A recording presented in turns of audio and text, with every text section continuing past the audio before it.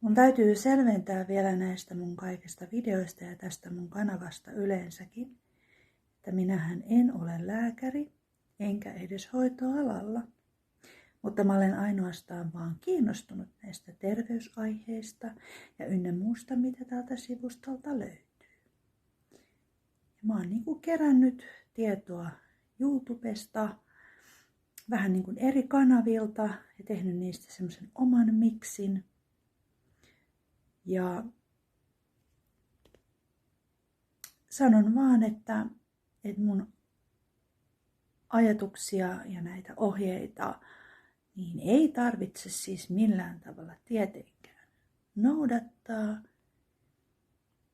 eikä välttämättä edes kannatakaan, koska me ollaan kaikki erilaisia ja se pitää ottaa huomioon. Ja jos täällä on yhtään lapsia katsomassa, niin mä olen yrittänyt ainakin osan videoista laittaa lapsille kielletyiksi. Joo. Ja todellakin tämä olisi pitänyt oikeastaan kertoa jo aikaisemmin, että sen nyt tietää, että lukehan mulla tuossa itse asiassa muista mikä ton osion nimi nyt on, mutta on tuolla sivulla, missä itsestä kerrotaan pientä pätkää, niin siellä lukee, että mä oon vertaistukiohjaaja. Ja enkä niin silloin aikanaan tykännyt niistä ryhmistä. Ne oli todella tylsiä ja kuivia, voi herra jesta sentään. Niin sen takia, koska ne oli niin tylsiä ja kuivia, niin mä halusin vähän laittaa, sanotaan näin, että väriä elämään. Kiitos ja hei, tilaa tää kanava, jos kiinnostaa.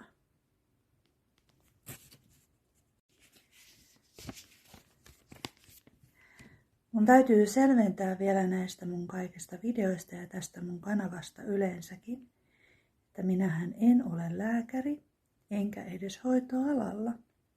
Mutta mä olen ainoastaan vaan kiinnostunut näistä terveysaiheista ja ynnä muusta, mitä täältä sivustolta löytyy. Ja mä oon kerännyt tietoa YouTubesta, vähän eri kanavilta ja tehnyt niistä semmoisen oman miksin. Ja